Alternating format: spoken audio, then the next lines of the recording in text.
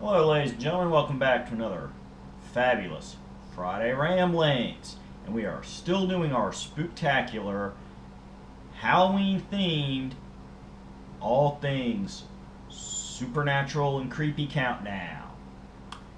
So, last week we discussed the Dracula and Frankenstein novels because they created two characters that have been endlessly adapted. So this week I thought, as kind of a pseudo follow-up, I would go ahead and discuss the studio that not only produced the most iconic Dracula and Frankenstein movies, but produced a whole slew of other monster movies, and that is Universal Studios. Now, Universal Studios had their classic monsters era running from the 1920s, when they were still doing silent films, like pretty much the entire industry at that point, up through 1960, with the last movie released as part of it, the one-off movie Leech Woman. And during that period of over 30 years, they produced a huge spread of movies. And we're not going to go through all of them here because none of them were classically remembered. And as I said, you're looking at 35 years of product put out by a major movie studio. We're going to focus on the classic six monsters, the icons who all had multiple sequels created by Universal. Now, yes, I'm going to go ahead and give a quick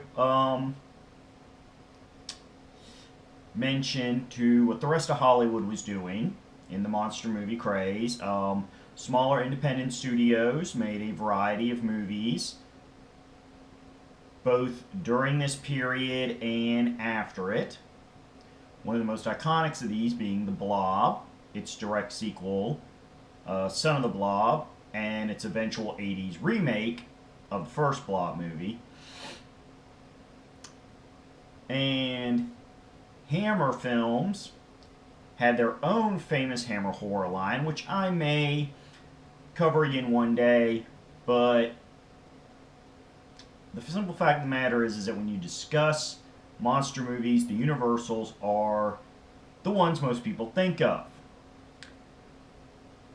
Now, before we start breaking down the big six and their various movies, we're going to touch on something because it is going to come up when we're discussing the movies, and that is, after a series of solo movies, Universal began producing crossover movies.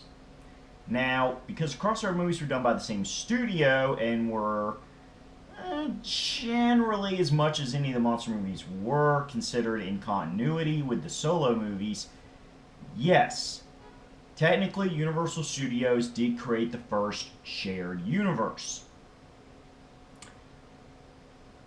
However, back then it really wasn't a big deal because it wasn't an idea that Hollywood really ran with by and large, and it just seemed more as a matter of course.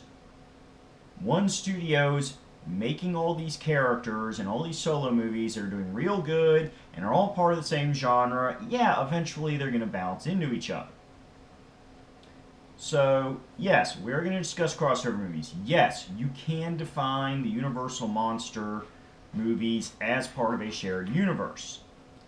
But because continuity was so flimsy between the various movies, it's not a really tight, carefully orchestrated shared universe like we have in the modern era with things like the MCU being the most iconic and the most well done. But I wanted to go ahead and get that out of the way.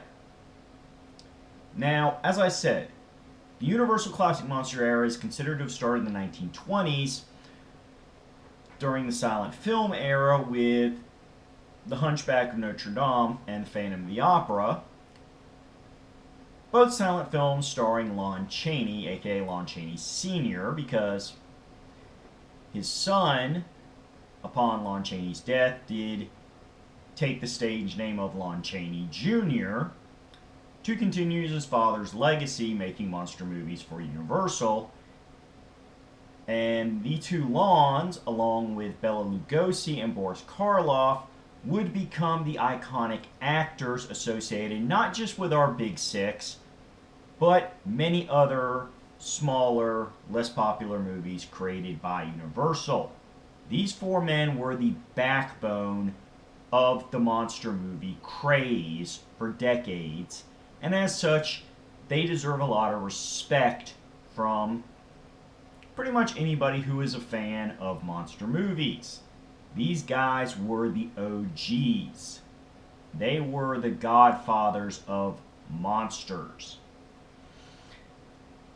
However, as I said, we are focusing on the Prime 6, so we're not going to really discuss much of the films made in the 1920s. We're going to go ahead and jump to the 1930s, where we're going to discuss our first subject, everybody's buddy, Dracula.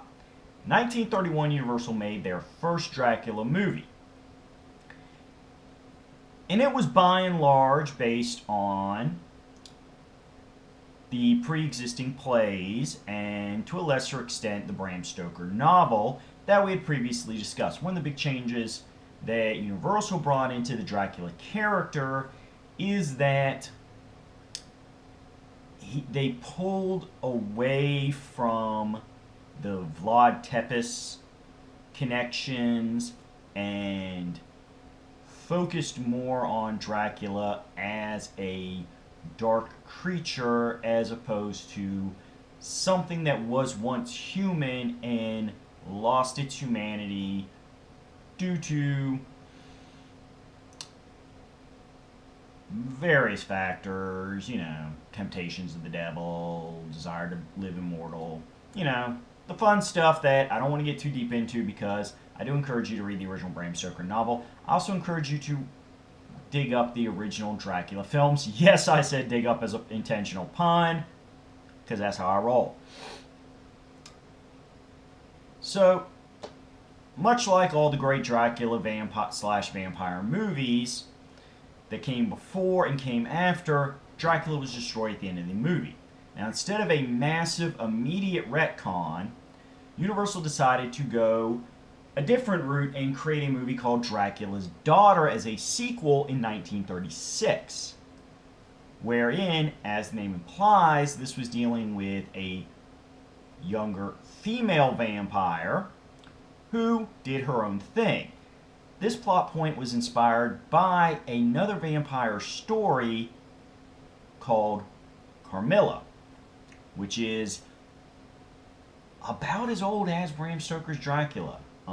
And as such, has itself been adapted blatantly using the same name or the base idea of a female vampire.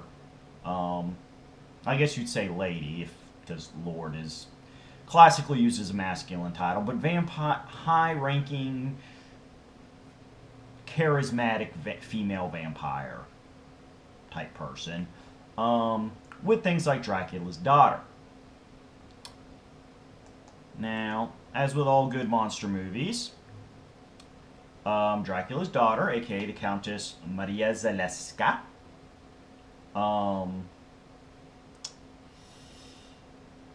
she is destroyed at the end of her movie, although it is, in her case, more about, with the death of Dracula, her trying to cure her own curse and be more of a normal person, and she is kind of a sympathetic villain. There were also allusions in the story, besides Carmilla, to a short story written by Bram Stoker called Dracula's Guest. So, there's some things about it.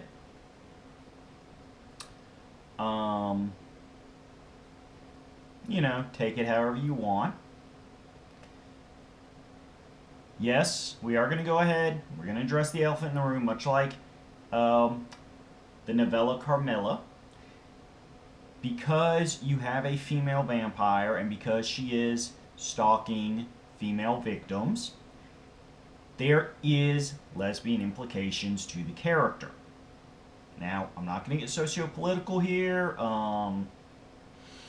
Yes, at the time, that was something that concerned the filmmakers and studio heads and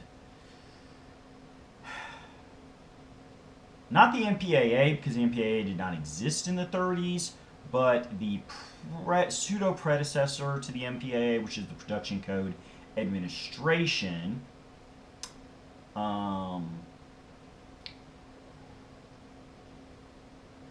Their quote being that the scenes filmed between the Countess and her prime victim Lily, as this will need very careful handling to avoid any questionable flavor.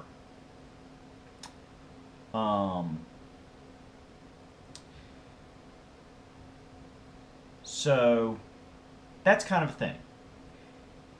Think of this as a fair warning if you are not into the non-hetero world, that Dracula's Daughter is probably not going to be for you. But again, I'm not judging anybody, I'm not telling anybody what to do. We're just putting it out there because it was something that was discussed about the movie at the time and is no doubt continuing to be discussed by anybody who studies the film and its impact in society and future vampire stories. So after Dracula's Daughter, we go back to Dracula, kind of sorta, with Son of Dracula, which is where we first get the term Alucard applied in reference to vampires. In which case, of this movie, Alucard is basically a alias used by Dracula. Yes, it is his name spelled backwards, so it's not a great alias. But in this 1943 film, it wasn't really a cliche trope type concept thing, and most filmmakers weren't super analyzing stuff as they watched it, so they didn't feel stupid when the movie pointed it out to them. But essentially, Dracula has returned looking younger than ever, slightly different look. They recast actors, going with Lon Chaney Jr. for this one to help throw and confuse the audience. But basically, Dracula's back. He's reincarnated. And he is theoretically destroyed one more time.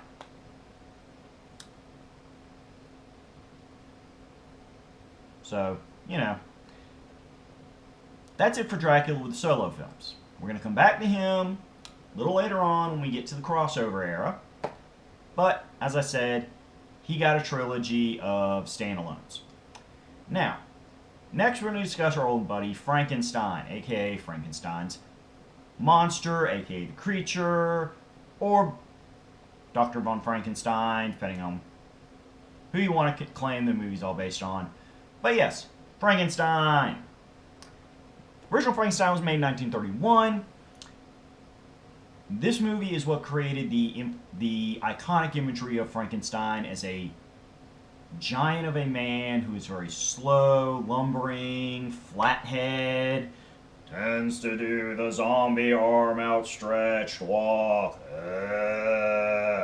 This is all stuff Universal created to help essentially make the creature appear less human in their films, but also put their own spin on the character, which helps because the films do take a pretty big leap away from Mary Shelley's original story, as there is less focus on the psychological impact of playing God on both your creation and the creator, and more about humanity having to deal with such a creature being unleashed upon the world. After the first movie, in which Frankenstein is assumed destroyed, we got Bride of Frankenstein, which creates, again, another iconic creature Frankenstein's bride, who has continued to reappear in modern homages to the Universal monsters. Of course, we all know the famous whoop hairdo with the white lightning streak. And it's all good fun. Next, we have the Son of Frankenstein, which, excuse me real quick, I forgot my years there. Bride of Frankenstein was made in 1935. Son of Frankenstein was made in 1939. And featured Boris Karloff's last full film appearance as the monster. In this case, we have the family member of Victor von Frankenstein, Baron Wolf von Frankenstein, being the one to bring the creature back to life and attempt to control it. Of course, things don't go well. We have the bearded hunchback assistant, Igor, later in modern times spelled with an I as Igor. Again, this was a character that did not appear in the original novel, was created for the films. While Victor von Frankenstein does have a friend who is initially taking science classes with him and knows a thing or two about science, he is not a hunchback, he is not named Igor. This was Universal doing their own thing. In 1942, we got The Ghost of Frankenstein, in which case Lon Chaney Jr. is now playing the monster after Boris Karloff's previous filmings of it, and features Bela Lugosi returning as the demented Igor, however you want to pronounce it. Now, Frankenstein did continue to appear in the various Crossfire films, but we're going to touch on those in a minute. As I said, with Dracula, we are covering all the solo appearances first. Now, we get into some real fun. In 1933, The Invisible Man. Naturally, for those of you who know your classic lit, this is based off H.G. Wells' science fiction novel, The Invisible Man, which was published in 1987. The Invisible Man was played by Claude Rains, who was already an established actor by this point. However, this was the first film he had made in America, as Claude Rains himself is an English actor. Now, they did make some changes from the novel in this. So, real quick, blah, blah, blah, blah, blah. Here's some base surface differences between the Invisible Man novel and the original Invisible Man movie, which is that in the novel, the Invisible Man remains almost a totally mysterious person with no fiancé or friends. In the film, he is actually engaged to a beautiful woman and has support of her father and his associates. In the novel, Griffin is already insane before he makes himself invisible and is entirely motivated by a lust of power, where in the film, Griffin is a more sympathetic character motivated by ambition to make a scientific breakthrough in order to become a worthy husband to his wife, and the madness is considered a side effect of the invisibility serum.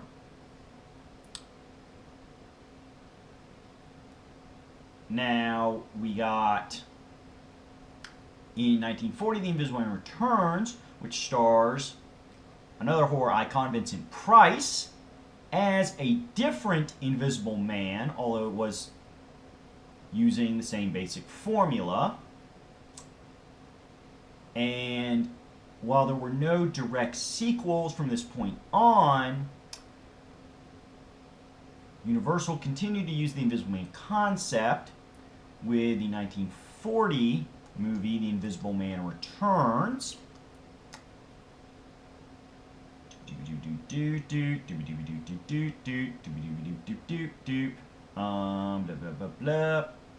In which case the Invisible Man is now more of an anti-hero and is using the invisibility formula to sneak around and prove that he in fact did not commit the murder that he has not only been accused of but sentenced to die for.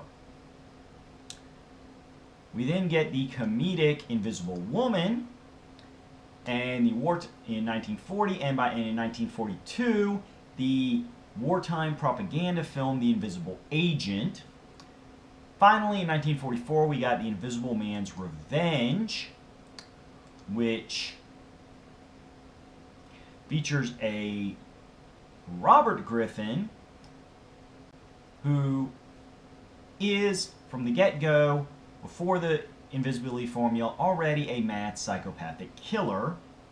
So this one does kind of bring us back to more of the terrifying horror roots of the original Invisible Man stories after the Invisible Woman and Invisible Agent, which is all well and good.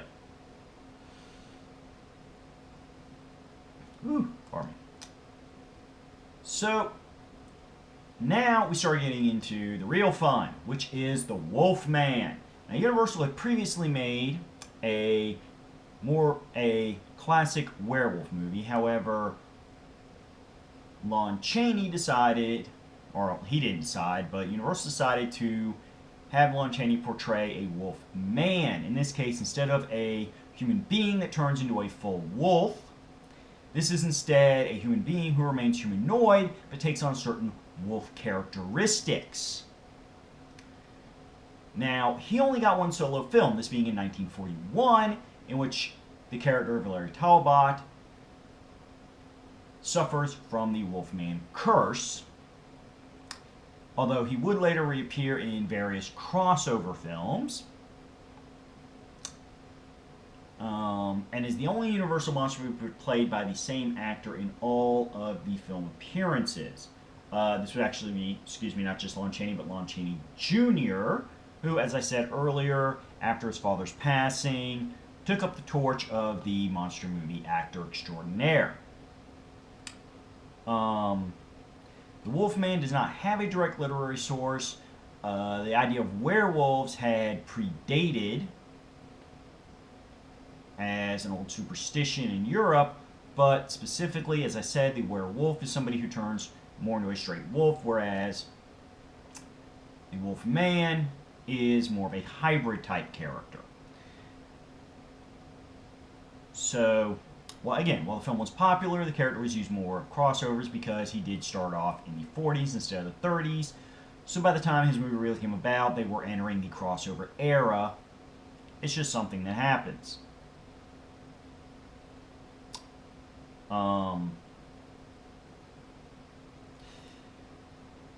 Like all classic monster movies, the character of Larry Talbot is assumed killed at the end of The Wolfman, but happy fun times would happen in the crossovers, he would be revived, yada yada. So, we move over to the next monster who did not have a direct literary source to inspire the movies, and this would be The Mummy. Now, the Mummy film started in 1932 with The Mummy. This mummy being Imhotep, the basic mummy character that in the 90s was remade by Stephen Sommers for his own Mummy trilogy, famously starring Brendan Fraser, which had all its Scorpion King spin-offs and is its own thing. We're not going to touch too much on that because that is certainly enough material for another full video. And as I said, that gets more into the 90s. We're sticking with the classic era. Now, what's fun about the Mummy movies is that starting in 1940 with the sequel, The Mummy's Hand, we actually get a brand new Mummy character. The 1932 Mummy is, in this case, a standalone movie. Universal's subsequent Mummy movies are more of a spin-off, as they're taking the idea of a cursed, undying mummy, but have now created a further character. This would be the mummy Kharis, who starred in 1940's The Mummy's Hand, 1942's The Mummy's Tomb, 1944 The Mummy's Ghost, and The Mummy's Curse, also released in 1944. Tom Tyler played Kharis in the original Mummy's Hand. Our old buddy Lon Chaney Jr. would play Kharis in all subsequent appearances. At 5 movies, this means that The Mummy, not counting the crossovers, 5 solo movies, was one of the most prolific monsters for Universal. And especially when you start looking into the remakes done by Stephen Sommers in the 90s, hey, you know, The Mummy clearly was a great concept that filmmakers would go back to again and again. Whew. Sorry about this, folks. I know that whole nose rubbing thing looks a little weird, and I'm kind of having to stop to catch my breath a little more than usual. I'm trying to get into personal things, but from where I live down in Georgia, we had a very warm fall. It is just now starting to shift cold, which means my sinuses are going through their readjustment period. So please bear with me as I kind of sniff and snuffle through this video. Hopefully I won't get into any sneezing and whatnot, but that's the thing, that's where we're going. Alright, so we're reaching the end of the era, of the classic era. The last of the iconic six to appear is probably the one people most overlook, and that is the creature from the Black Lagoon, also known within the movies as Gill-Man. And it is pretty much what it sounds like when you say the phrase Gill-Man and a creature from a body of water, a Black Lagoon, which is, this is a fish-human hybrid. The creature was played by Ben Chapman on land and by Rico Browning underwater. It was released in 1954. Generated 2 direct sequels, Revenge of the Creature in 1955. And it, along with the first movie, were filmed in 3D because at the time 3D was experiencing a major trend. And so, there you go. They made 3D monster movies. And the final movie, The Creature Walks Among Us, in 1956, was filmed in classic 2D because 3D had kind of faded out as a concept by this point.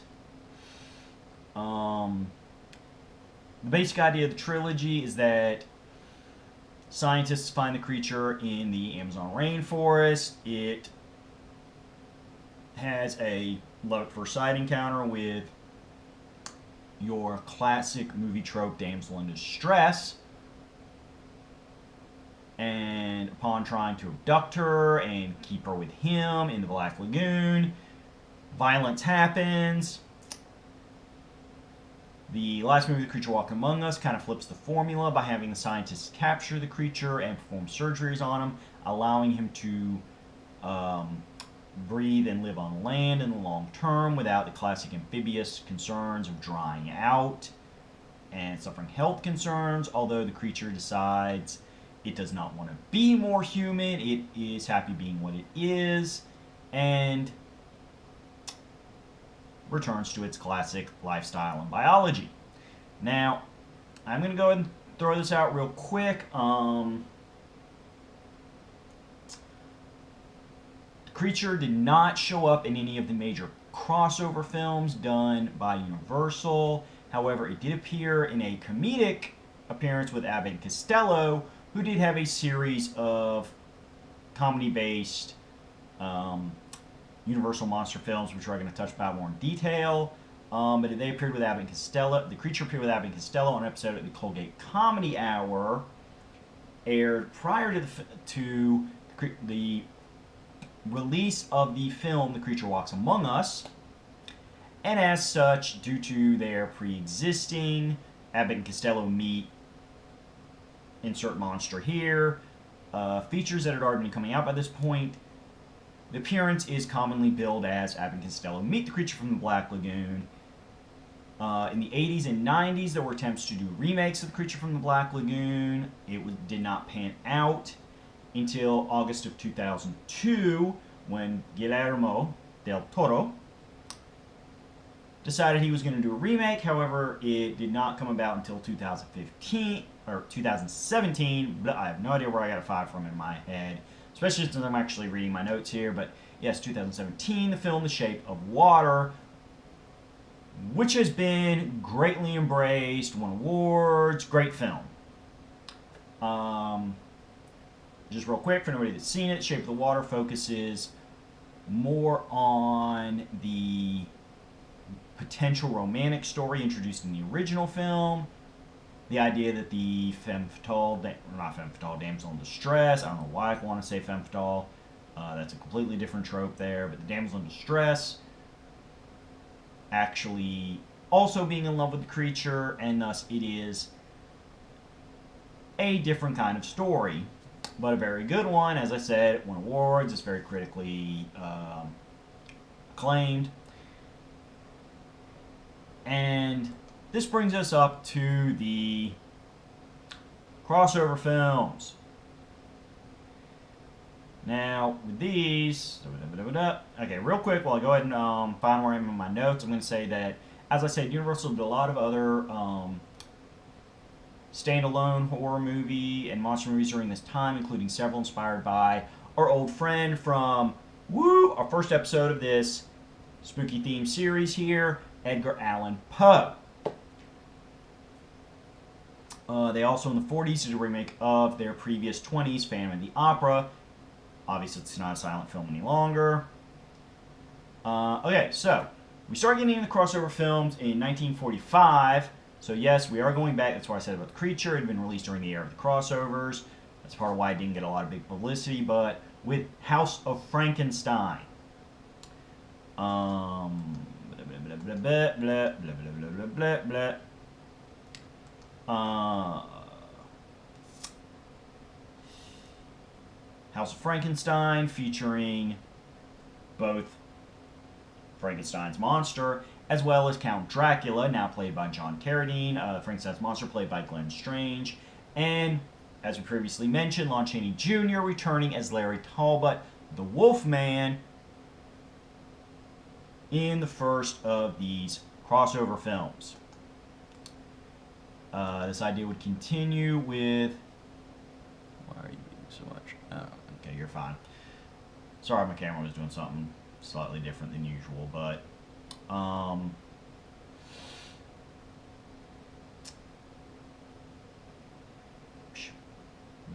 this would continue through House of Dracula in 1945, which also had...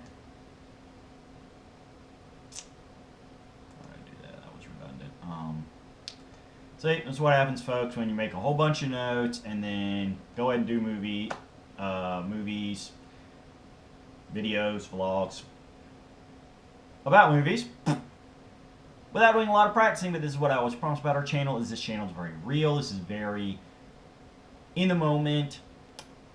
This is us having something equating to a real world conversation, not somebody doing a carefully orchestrated professional performance, because I am no professional. But yes, House of Dracula was a direct sequel to House of Frankenstein, as it had the big three there, all starring together. This makes the 7th Universal film for Frankenstein's monster, the 4th for Count Dracula and the Wolfman. And pretty much brought an end to the idea of the monster movies being taken seriously, at least as far as the existing characters go. You would still get the standalones or the less iconics, but from here on out we get the beginning of the Abbott and Costello Meet era with Abbott and Costello Meet Frankenstein, which also had the Wolfman in it and Bela Lugosi as Count Dracula, although he, for most of the film, appeared under the guise of Dr. Lejos.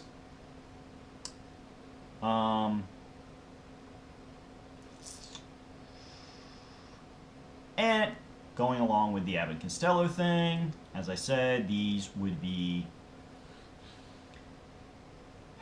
comedic films, along with Abbott and Costello Meet the Invisible Man, produced in 1951.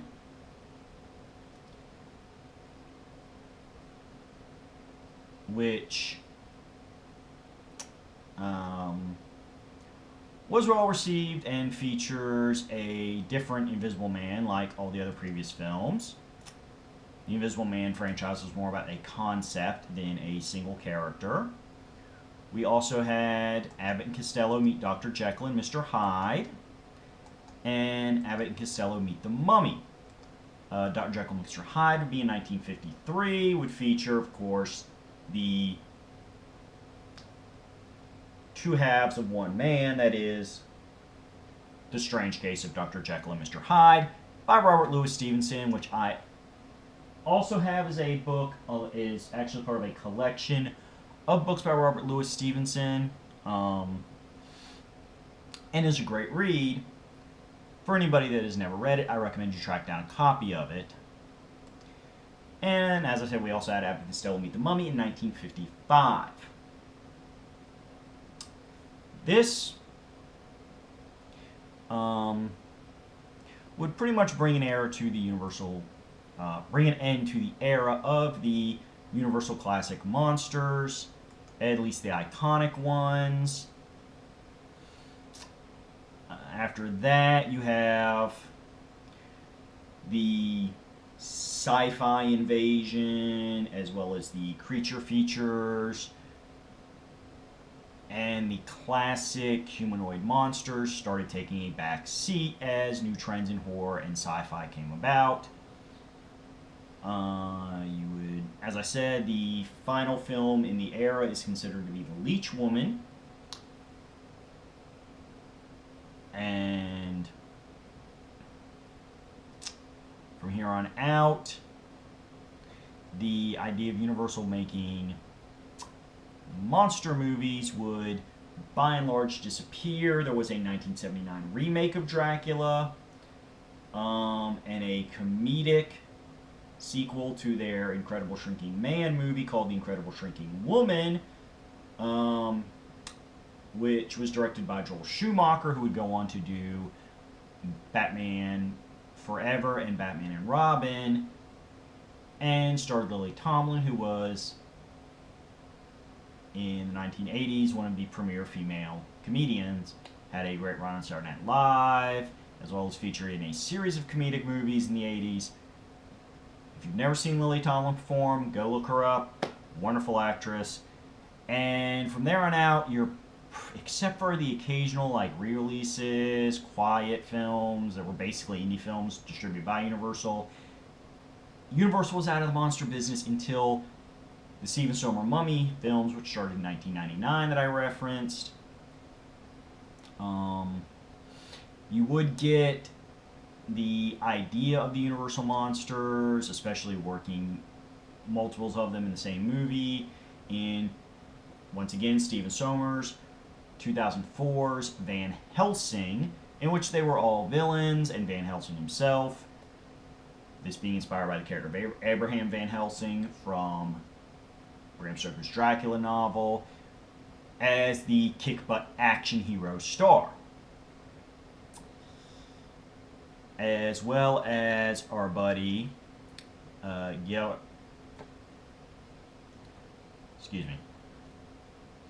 Del Toro there. Starring Benicio Del Toro, but directed by Joe Johnston, was The Wolfman in 2010. And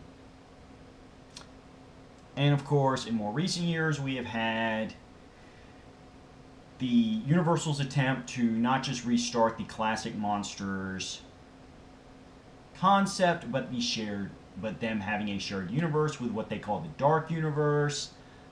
I'm not going to do so much of that because I don't want to be a Debbie Downer and criticize things, because I'm trying to show love for all things spooky. But yeah, Dracula Untold and the Tom Cruise Mummy movies did not do well. Dracula Untold was actually jettisoned from the Dark Universe plans, although to be fair, when the original script was written, it was not meant to be part of the shared universe. They came up with the idea of the shared universe while they were working on Dracula Untold, and decided to tweak the movie to use it as a setup for the Dark Universe, but then it didn't work good. They just went back to saying it was a complete standalone film, and said the proper start of the Dark Universe was the Tom Cruise Mummy movie. That did not get the reception they wanted it to, so they've not abandoned the Dark Universe concept. However, they have certainly decided to take their time with it, reshuffle what movies are going to be part of it. It looks like the next movie in that series is going to be The Invisible Man, though that may change later on. For a while they were wanting to do Bride of Frankenstein as the next big one. So, I don't know. There's just really not a lot to talk about Dark Universe. However, as our final note here, because we are coming up on a good length for this video, but real quick, Okay, again, sorry. A little bit of biology. Fun and games here. TriStar Pictures, which is a division of Sony Pictures, and is considered a sister studio to Columbia Pictures, which itself has had a bit of touching of the supernatural, creepy, spooky world, most famously with Ghostbusters 1 and 2. In 1987, they decided to make a salute to the Universal Monsters with a mostly all ages friendly, still kind of spooky and creepy in the right places though, modern take on a Universal Monsters all working together film called The Monster Squad. Don't want to spoil too much about the movie. As I said, it is considered a generally family-friendly, all-ages movie. It was not officially put out at Universal, but it does feature the classic six. Count Dracula, Frankenstein's monster, the Wolfman, the Gillman, the Mummy. Wait, that's only 5. Okay, it does not include the Invisible Man. I'm sorry. False advertised for a second there. I had to go double check my notes here. It is a great movie, though. For those people who have watched the old Universal Monster movies or even just know the legacy of it through pop culture, it is a good salute to these movies by a alternate studio. I own it on DVD. I've watched it multiple times. It is definitely a movie you can watch more than once and enjoy. It features special effects by Stan Winston, who is one of the masters of the practical special effects world, as well as some computer work. So, when you get done watching your spooky, scary, classic black and white monster movies, go ahead and throw Monster Squad in for an 80s update, somewhat comedic, tongue-in-cheek approach to it. It is very respectful to the idea of the concepts. It is not a satire, it's not a parody, it's not a mockery. As I said, it is more of a update featuring a cast of kids and adults, and just basically serves as one studio looking at another studio and saying, hey, you guys pretty much defined Hollywood for over 30 years, and you gave our culture exposure to characters on a level, the original stories, and as I said in the case of the Wolfman and the Mummy, characters that there was no direct literary root for, and they're never going to go away. And that is key to great fiction, that it survives, it continues to grow and evolve, it inspires other people. So, we thank you for this trip down memory lane. We thank you for watching. I hope you continue to hang out and join us next Friday as we do our last regular educational vlog video salute to something spooky.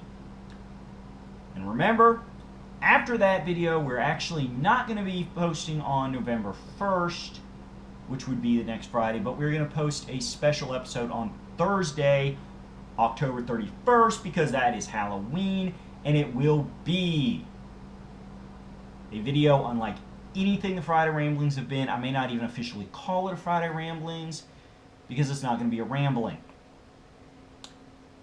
It's going to be something else. It's going to be something spooky. So you know what?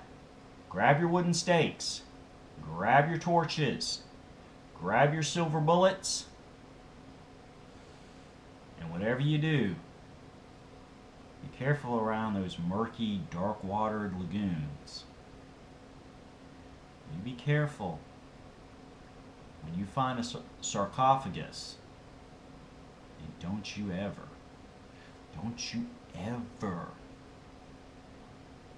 think that voice you heard, that your mind playing tricks on you, and the wind carrying sounds and warping what they are.